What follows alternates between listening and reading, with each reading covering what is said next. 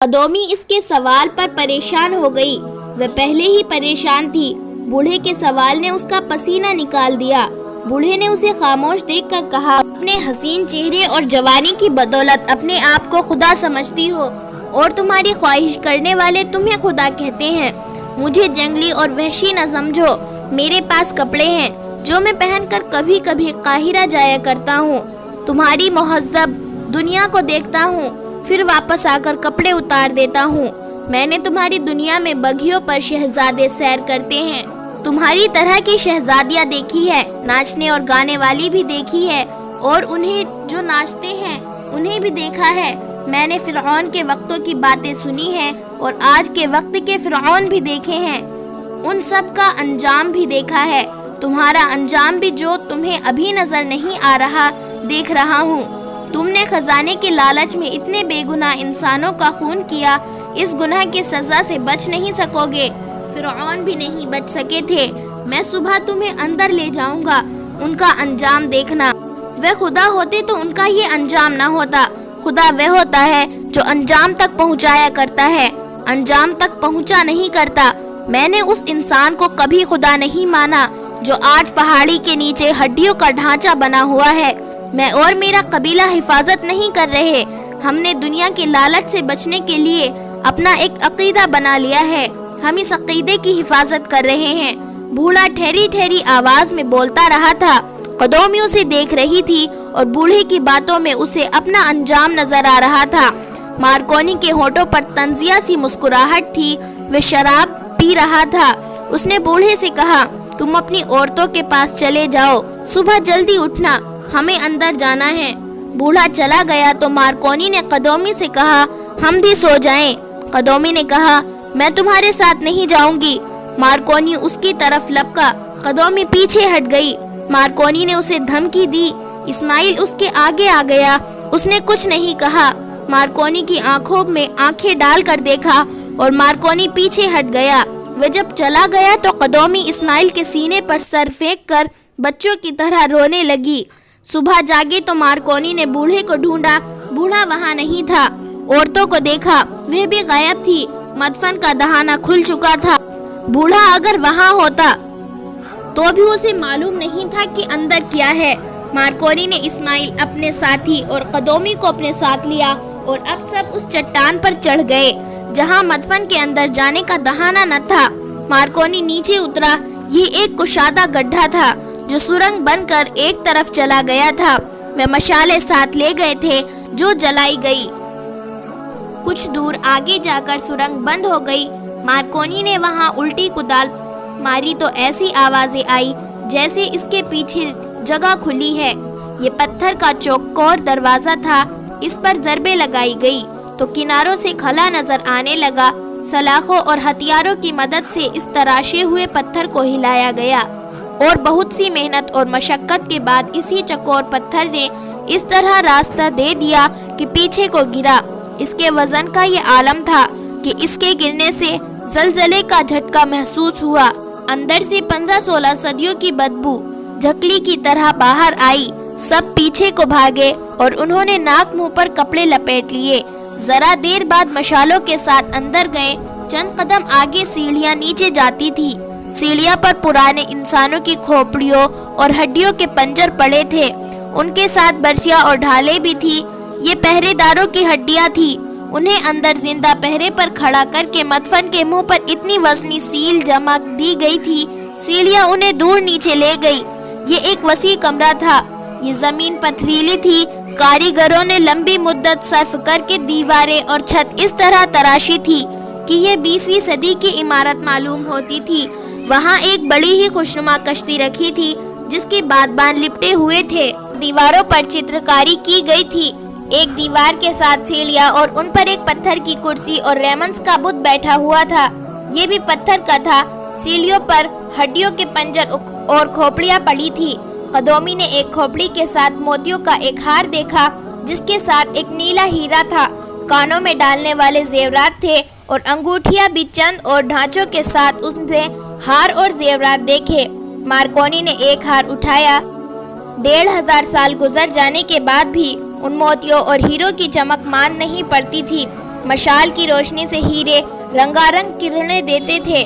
Marconi ہار قدومی کے گلے میں ڈالنے لگا تو قدومی چیخ مار کر اسماعیل کے پیچھے ہو گئی۔ مارکونی نے قہقہا لگا کر کہا، میں نے کہا تھا کہ تمہیں ملکہ قلیوپترا بناؤں گا، ڈرو مت قدومی، یہ سب ہار تمہارے ہیں۔ قدومی نے لرزے کی کانپتی ہوئی آواز میں کہا، نہیں نہیں، میں نے ان کھوپڑیوں میں اپنا انجام دیکھ لیا ہے، یہ بھی مجھ جیسی تھی، یہ اس خدا کی محبوبہ کا ہار ہے جو یہیں کہیں مرا پڑا ہے، میں نے ان کا انجام دیکھ لیا ہے جنہیں تکبر نے خدا بنایا، میں نے اپنا خدا دیکھ لیا ہے۔ وہ اس قدر گھبرائی ہوئی تھی کہ اس نے اسماعیل کو گھسیٹتے ہوئے کہا، مجھے یہاں سے لے چلو، مجھے لے چلو یہاں سے، میں ہڈیوں کا پنجر ہوں۔ اس کے گلے میں اپنا ہار تھا، اس نے یہ ہار اتار کر ہڈیوں پر پٹک دیا، انگلیوں سے بیش قیمتی انگوٹھیاں اتار کر پھینک دی اور چلانے لگی، میں نے اپنا انجام دیکھ لیا ہے، میں نے خدا کو دیکھ لیا ہے، مجھے یہاں سے لے چلو۔ مارکونی ایک اور کمرے میں جا چکا تھا۔ اسماعیل نے قدومی سے کہا، ہوش میں آؤ، ہم چلے گئے تو یہ سارا خزانہ یہ دونوں صلیبی اٹھا لے جائیں گے۔ اسماعیل کو ایک اور راستہ نظر آ گیا، مشال اس کے ہاتھ میں تھی، وہ قدومی کو اس طرف لے گیا اور وہ ایک اور فراخ کمرے میں داخل ہوئے۔ وسعت میں ایک چبوترے پر تابوت رکھا تھا، چہرہ ننگا تھا، یہ تھا فرعون ریمنس دوم جس کے آگے لوگ سجدے کرتے تھے، لاش ہنوت کی ہوئی تھی، چہرہ بالکل صحیح تھا، آنکھیں کھلی ہوئی تھی۔ اسماعیل اس چہرے کو بہت دیر دیکھتا رہا، قدومی نے بھی دیکھا، پھر انہوں نے ایک دوسرے کی طرف دیکھا، انہوں نے ادھر ادھر دیکھا تو وہاں بھی ہڈیوں کے پنجر نظر آئے اور وہیں انہیں بڑے خوشنما بکس بھی دکھائی دیے۔ ایک بکس کا ڈھکنا کھلا ہوا تھا، انہوں نے دیکھا کہ اس میں سونے کے زیورات اور ہیرے پڑے تھے، ان پر ایک انسانی بازو کی ہڈی اور ایک ہاتھ کی ہڈیاں پھیلی ہوئی تھی، بکس کے ساتھ کھوپڑی اور باقی ہڈیاں پڑی تھی۔ اسماعیل نے کہا، آہ انسان، اس شخص نے مرنے سے پہلے یہ زیورات اور ہیرے اٹھانے کی کوشش کی، اسے امید ہوگی کہ یہاں سے نکل بھاگے گا، مگر دم گھٹنے سے خزانے کے اوپر مر گیا۔ بوڑھے نے ٹھیک کہا تھا کہ انسان کی دشمن بھوک ہوس ہے۔ اس نے بکس کی طرف ہاتھ بڑھا کر کہا، قدومی تم بھی ہوس لے کر آئی ہو، میں تمہیں کچھ دے دوں۔ قدومی نے اس کا ہاتھ روکتے ہوئے کہا، نہیں اسماعیل، میری ہوس مر چکی ہے، قدومی مر چکی ہے۔ اسماعیل نے پھر بھی بکس میں ہاتھ ڈالا، قدومی نے چلا کر کہا، بچو اسماعیل۔ اسماعیل استاد تھا، وہ ایک طرف گر کر لڑک گیا اور اٹھا، اس نے دیکھا کہ مارکونی تلوار سونتے اس پر حملہ ہوا تھا، اس کی تلوار کا وار بکس پر پڑا، مارکونی کی آواز سنائی دی، یہ خزانہ میرا ہے۔ اتنے میں مارکونی کا ساتھی بھی آ گیا، اسماعیل کے پاس خنجر تھا جس سے وہ تلوار کا مقابلہ نہیں کر سکتا تھا۔ قدومی کو قریب ہی ایک برچھی پڑی نظر آ گئی، مارکونی اسماعیل پر وار کر رہا تھا جو وہ مشال پر روک رہا تھا۔ مارکونی کے ساتھی نے بھی اسماعیل پر حملہ کیا، دونوں صلیبی خزانہ دیکھ کر پاگل ہو چکے تھے۔ قدومی کو انہوں نے نہ دیکھا کہ کیا کر رہی ہے، جیوں ہی مارکونی کی پیٹھ قدومی کی طرف ہوئی، قدومی نے پوری طاقت سے برچھی اس کے پہلو میں اتار دی، برچھی نکال کر ایک اور وار کیا اور اسے لڑکا دیا، اس کا ایک ہی ساتھی رہ گیا تھا۔ وہ قدومی پر تلوار کا وار کرنے کو لپکا تو اسماعیل نے خنجر سے اس کے پہلو سے پیٹ چیر ڈالا۔ قدومی جو خزانے میں حصہ لینے گئی تھی، اپنے گلے کا ہار، بیش قیمتی 2 انگوٹھیاں اور کانوں کے زیورات وہاں پھینک کر اسماعیل کے ساتھ باہر نکل آئی۔ دہانے والے دروازے سے نکلتے ہوئے اسماعیل نے جلتی ہوئی مشال اندر ہی پھینک دی، وہ دونوں ان اشیاء کے علاوہ بہت کچھ اندر ہی پھینک آئے تھے۔ قدومی کو جب باہر کی تازہ ہوا لگی تو اس نے اسماعیل سے کہا، ہم کہاں سے آئے ہیں؟ کیا تم مجھے پہچان سکتے ہو میں کون ہوں؟ اسماعیل نے کہا، میں بھی کچھ ایسے ہی محسوس کر رہا ہوں، ہم شاید سارے گناہ اندر ہی پھینک آئے ہیں۔ اس علاقے سے باہر نکلنے کا راستہ انہیں معلوم تھا، وہ باہر نکل گئے۔ باہر تھوڑے سے اونٹ کھڑے تھے، باقی معلوم نہیں کہاں غائب ہو گئے تھے۔ وہ 2 اونٹوں پر بیٹھے اور قاہرہ کی سمت روانہ ہو گئے۔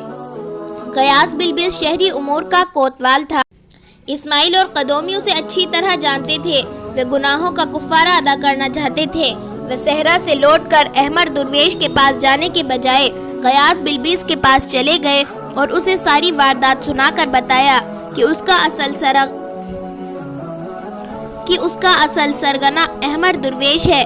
غیاث بلبیس نے اسی وقت علی بن سفیان کو اپنے پاس بلایا اسے یہ واردات سنائی۔ احمر معمولی حیثیت کا آدمی نہیں تھا۔ ان دونوں نے سلطان ایوبی کو جگایا اور اجازت مانگی کہ وہ احمر درویش کو گرفتار کر لے۔ انہیں اجازت مل گئی۔ انہوں نے فوج کے کچھ آدمی ساتھ لیے اور احمر درویش کے گھر چھاپا مارا۔ سارے گھر کی تلاشی لی گئی۔ وہاں سے وہ نقشے اور کاغذات برآمد ہوئے جو پرانی دستاویزات کے پولندے سے غائب تھے۔ صبح علی بن سفیان اور غیاث بلبیس کے ساتھ فوج کے ایک بڑے دستے کو اس پر اسرار علاقے کی طرف بھیجا گیا جہاں ریمنز کا مدفن تھا۔ سلطان ایوبی نے حکم دیا تھا کہ ثبوت وغیرہ دیکھ کر مدفن کو اسی طرح بند کر دیا جائے جس طرح پہلے تھا، کسی کو اندر نہ جانے دیا جائے۔ اسماعیل رہنمائی کر رہا تھا۔ وہاں گئے تو وہ جگہ کچھ کا کہانی بیان کر رہی تھی۔ فوج کی مدد سے مدفن کے دہانے کو اسی وزنی چکور پتھر سے بند کر دیا گیا۔ چٹان جو نیچے پڑی تھی اسے فوج کی ایک بڑی جمعیت نے رسوں اور زنجیروں سے اوپر کیا اور فرعون ایک بار پھر نظروں سے اوجھل ہو گیا، مگر اب وہ اپنے جیسے 2 اور گنہگاروں کی لاشیں اپنے مدفن میں لے گیا۔ صلیبیوں کا سن 1174 دنیائے اسلام کے لیے اچھا ثابت نہ ہوا۔ یہ مسلمانوں کا سن 559 ہجری تھا۔ سلطان صلاح الدین ایوبی کو علی بن سفیان نے سال کے آغاز میں یہ خبر سنائی کہ میکرا میں اپنا ایک جاسوس شہید ہو گیا ہے اور دوسرا پکڑا گیا ہے۔ یہ اطلاع ایک اور جاسوس لایا تھا جو ان دونوں کے ساتھ تھا۔ یہ جاسوس کچھ قیمتی معلومات بھی لایا تھا، لیکن ایک جاسوس کی شہادت اور دوسرے کی گرفتاری نے سلطان ایوبی کو پریشان کر دیا۔ علی بن سفیان بھاپ گیا کہ سلطان ایوبی کچھ زیادہ ہی پریشان ہو گیا ہے۔ فوجی سراغ ثانی اور جاسوسی کا ماہر سربراہ جانتا تھا کہ سلطان ایوبی نے سینکڑوں فوجیوں کی شہادت پر بھی کبھی پریشان اور افسوس کا اظہار نہیں کیا، لیکن ایک چھاپا مار یا کسی ملک میں بھٹکے ہوئے ایک جاسوس کی شہادت کی خبر سن کر اس کا چہرہ بجھ جایا کرتا تھا۔ اب ایک جاسوس کی شہادت اور ایک کی گرفتاری کی اطلاع پر علی بن سفیان نے سلطان ایوبی کے چہرے پر رنج کا تاثر دیکھا تو اس نے کہا، امیر محترم، آپ کا چہرہ اداس ہوتا ہے تو لگتا ہے سارا عالم اسلام ملول ہو گیا ہے۔ اسلام کی آبرو جانوں کی قربانی مانگتی ہے۔ ایک دن ہم دونوں کو بھی شہید ہونا ہے۔ ہمارے 2 جاسوس ضائع ہو گئے ہیں تو میں 2 اور بھیج دوں گا۔ یہ سلسلہ رک تو نہیں جائے گا۔ یہ سلسلہ رک جانے کا مجھے خدشہ نہیں علی۔ سلطان ایوبی نے رنجیدہ سی مسکراہٹ سے کہا، کسی چھاپا مار کی شہادت میرے ذہن میں یہ سوچ کر پیدا کر دیتی ہے کہ ایک وہ سرفروش ہے جو ہماری نظروں سے اوجھل وطن سے دور اپنے بیوی بچوں بہن بھائیوں اور ماں باپ سے دور دشمن کے ملک میں تنے تنہا اپنا فرض ادا کرتے اور جان کی قربانی دیتے ہیں، اور ایک ایمان فروش ہے جو گھروں میں بادشاہوں کی طرح رہتے، عیش و عشرت کرتے اور اسلام کی جڑیں کاٹنے میں اپنے دشمن کا ہاتھ بٹاتے ہیں۔ کیا آپ پسند فرمائیں گے کہ سالاروں، نائب سالاروں اور تمام کمانڈروں کو باقاعدہ واز دیے جائے کرے؟ علی بن سفیان نے کہا، آپ انہیں مہینے میں ایک بار اسلام کی عظمت اور صلیبیوں کے عزائم کے متعلق واز دیا کرے۔ میرا خیال ہے کہ جن کا رجحان دشمن پروری کی طرف ہے، تمہیں بتایا جائے کہ ان کا دشمن کون ہے اور کیسا ہے، تو وہ اپنے خیالات میں تبدیلی پیدا کر لیں گے۔ سلطان ایوبی نے کہا، نہیں، جب انسان ایمان بیچنے پر آتا ہے تو اس کے آگے قرآن رکھ دو تو وہ اس مقدس کتاب کو اٹھا کر ایک طرف رکھ دے گا۔ ایک طرف صرف الفاظ ہو اور دوسری طرف دولت، عورت اور شراب، تو انسان الفاظ سے متاثر نہیں ہوتا۔ الفاظ نشہ نہیں دے سکتے، بادشاہی نہیں دے سکتے۔ ہماری قوم کے غدار بچے نہیں، وہ گوار اور جاہل نہیں، وہ سب حاکم ہیں۔ فوج اور حکومت کے بعض حاکم ہی کیا کرتے ہیں، سپاہی تو لڑتے اور مرتے ہیں، انہیں جھانسی دے کر بغاوت پر آمادہ کیا جاتا ہے۔ میں کسی کو واعظ اور خطبہ نہیں دوں گا۔ خطبہ دینے والے حکمراں دراصل کمزور اور بد دیانت ہوتے ہیں، وہ قوم کا دل الفاظ اور جوشیلے خطبوں سے گرمایا کرتے ہیں۔ خطبے اور تقریریں کمزوری کی علامت ہوتی ہے۔ میں فوج اور قوم سے یہ نہیں کہوں گا کہ ہم فاتح اور خوشحال ہیں، میں حالات کو بدلوں گا، پھر حالات بتائیں گے کہ ہم امیر ہیں یا غریب، فاتح ہیں یا شکست خوردہ۔ قوم اور فوج مجھ سے اناج مانگے گی تو میں انہیں الفاظ اور خوراک نہیں دوں گا، غداروں کو میں سزا دوں گا، انہیں جینے کے حق سے محروم کر دوں گا۔ علی بن سفیان، مجھے الفاظ میں نہ الجھاؤ، اگر مجھے بولنے کی عادت پڑ گئی تو میں جھوٹ بولنا بھی شروع کر دوں گا۔ مصر میں بغاوت کا جو خطرہ پیدا ہو گیا تھا وہ ختم کر دیا گیا تھا۔ اعلیٰ عہدے کے چند ایک حاکم پکڑے گئے اور سزا پا چکے تھے۔ دو نے خود ہی سلطان ایوبی کے پاس آ کر اقبال جرم کیا اور معافی لے لی تھی۔ سلطان ایوبی کا یہ کہنا بالکل صحیح تھا کہ غداری اور بے اطمینانی پیدا کرنے کی ذمہ داری مفاد پرست حاکم ہوتے ہیں۔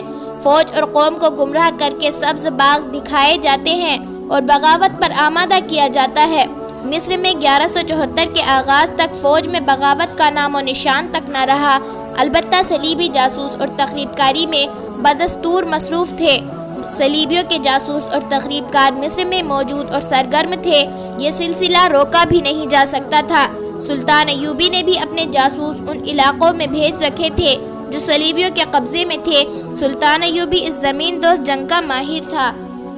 اقرا فلسطین کی سرزمین کا ایک مقام تھا جو اس لحاظ سے اہم تھا کہ وہاں صلیبیوں کا سب سے بڑا پادری، جسے صلیب اعظم کا محافظ کہا جاتا تھا، وہیں سے صلیبی کمانڈر ہدایتیں اور حوصلہ افزائی حاصل کرتے تھے، اور اقرا اس دور میں صلیبیوں کا ہائی کمان کا ہیڈ کوارٹر بن گیا تھا۔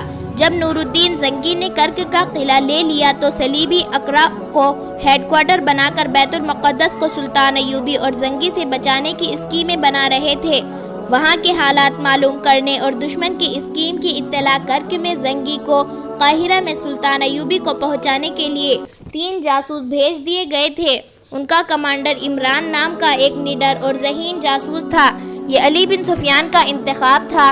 یہ تینوں نہایت خوبی سے اقرا میں داخل ہو گئے تھے۔ جیسا کہ پہلے بتایا جا چکا ہے کہ سلطان ایوبی نے شوبک کا قلعہ اور شہر فتح کیا تو وہاں سے بے شمار عیسائی اور یہودی کرک کی طرف بھاگ گئے تھے۔ مسلمانوں نے کرک پر چڑھائی کر کے یہ شہر بھی لے لیا تو وہاں غیر مسلم بھاگے اور مختلف مقامات پر چلے گئے۔ ان دونوں مفتوحہ جگہوں کے ارد گرد کے علاقوں کے بھی عیسائی اور یہودی بھاگ گئے تھے۔ سلطان ایوبی کی انٹیلیجنس کا محکمہ بھی اپنی فوج کے ساتھ تھا۔ علی بن سفیان کی ہدایت کے مطابق کئی جاسوس عیسائیوں کے بحروب میں عیسائیوں کے علاقوں میں بھیج دیے گئے۔ ان میں سے 3 کو یہ مشن دیا گیا کہ وہ اقرا سے جنگی معلومات حاصل کر کے قاہرہ بھیجے۔ انہیں وہاں صلیبی فوج کی نقل و حرکت پر نظر رکھنی تھی، غیر مسلم آبادی میں مسلمان فوج کی دہشت بھی پھیلانی تھی اور یہ اطلاع بھی دینی تھی کہ وہاں کس قسم کی تباہ کاری ساب و تاز کی جا سکتی ہے۔ یہ تینوں لوٹے پٹے عیسائیوں کے بحروب میں اقرا میں داخل ہو گئے۔ ان دنوں وہاں یہ حالات تھی کہ عیسائیوں اور بحروبیوں کا تانتا لگا رہتا تھا۔ وہ سب ہراساں تھے اور پناہ ڈھونڈ رہے تھے۔ پناہ کے بعد روزگار کا مسئلہ تھا۔ عمران اور اس کے دونوں جاسوسوں کو وہاں عیسائیوں کی حیثیت سے پناہ مل گئی۔ تینوں ذہین اور تربیت یافتہ تھے۔ عمران سیدھا بڑے پادری کے پاس چلا گیا، اپنے آپ کو کسی ایسے علاقے کا پناہ گزین ظاہر کیا جس پر مسلمانوں کا قبضہ ہو گیا تھا۔ اس نے اس طرح باتیں کی جیسے اس پر مذہب کا جنون طاری ہے اور وہ خدا کی تلاش میں مارا پھر رہا ہے۔ اس نے کہا کہ اس کی بیوی اور بچے مسلمانوں کے ہاتھوں مارے گئے ہیں۔ اسے ان بچوں کا اور بیوی کا کوئی غم نہیں۔ اس نے بے تابی سے یہ خواہش ظاہر کی کہ وہ کلیسا کی خدمت کرنا چاہتا ہے، کیونکہ اس نے سنا ہے کہ خدا اور روحانی سکون کلیسا میں ہے۔ اس نے اپنا نام جون گنتھر بتایا اور میں نے تو اسلام قبول کر ہی لیا تھا، عمران نے پادری سے کہا۔ ان کے ایک مولوی نے کہا تھا کہ خدا مسجد میں ہے، میرے بیوی اور میرے بچے مجھ سے نالا اور شاکی تھے کہ میں کوئی کام کاج نہیں کرتا، خدا اور روحانی سکون کی تلاش میں مارا پھرتا رہتا تھا۔ میں خدا کے وجود پر یقین رکھتا ہوں، وہ خدا ہی تھا جس نے میرے بیوی کو مسلمان کے ہاتھوں مروا کر اپنی پناہ میں لے لیا۔ اس کا خاوند تھا، اسے روٹی نہیں دیتا تھا، وہ خدا ہی تھا جس نے میرے بچوں کو سنبھال لیا، کیونکہ وہ ماں کے بغیر نہیں رہ سکتے تھے، اور میں جو ان کا باپ تھا ان کی طرف سے بے پرواہ تھا۔ میں مسلمان ہو چلا تھا، مگر مسلمانوں نے میرے معصوم بچوں کو مار ڈالا۔ انہوں نے ہم پر بہت مظالم ڈھائے۔ میں جان گیا کہ خدا مسلمان کے سینے میں نہیں ہے، کہیں اور ہے۔ اس نے اچانک پادری کے کندھے تھام اور جھنجھوڑا اور دانت پیس کر کہا، مقدس باپ، مجھے بتاؤ میں پاگل تو نہیں ہو گیا؟ جان اپنے ہاتھوں سے لے لوں گا، میں اگلے جہان تمہارا گریبان پکڑ کر خدا کے سامنے لے جاؤں گا اور کہوں گا کہ کہ یہ شخص مذہبی پیشوا نہیں، ایک ڈھونگی تھا۔ اس نے مذہب کے نام پر لوگوں کو دھوکے دیے ہیں۔ اس کی ذہنی کیفیت ایسی ہو گئی کہ صلیب اعظم کا محافظ چوک پڑا۔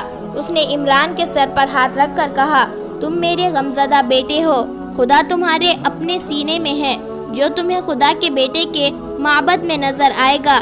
تم عیسائی ہو، جان گنتھر، تم اسی مذہب اور اسی روپ میں خدا کو پالو گے۔ تم جاؤ، ہر صبح میرے پاس آ جایا کرو، میں تمہیں خدا دکھاؤں گا۔ عمران نے کہا، میں کہیں نہیں جاؤں گا مقدس باپ، میرا کوئی گھر نہیں، دنیا میں میرا کوئی نہیں رہا، میرے اپنے پاس رکھیں، میں آپ کے خدا کے بیٹے کے معبد کی اتنی خدمت کروں گا جتنی آپ نے بھی نہیں کی ہوگی۔ عمران نے علی بن سفیان سے تربیت لی تھی۔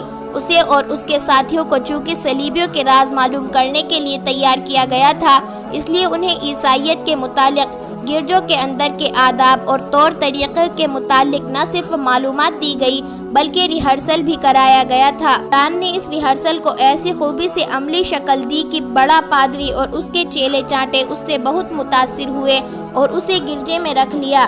عمران نے پادری کی خدمت ایسے واہلانہ انداز میں شروع کر دی کہ وہ پادری کا خصوصی ملازم بن گیا۔ چونکہ وہ ذہین بھی تھا، اس لیے اس نے پادری کے دل پر قبضہ کر لیا۔ پادری نے تسلیم کر لیا کہ یہ شخص غیر معمولی طور پر ذہین ہے، لیکن اس پر مذہب کا جنون اتنی شدت سے طاری ہو گیا ہے کہ اس کی ذہانت بیکار ہو رہی ہے۔ پادری نے اس کی تعلیم و تربیت شروع کر دی۔ اس کے بعد دوستو کیا ہوا، یہ آپ کو بتائیں گے اپنے اگلے ایپیسوڈ میں۔ تب تک کے لیے اللہ حافظ۔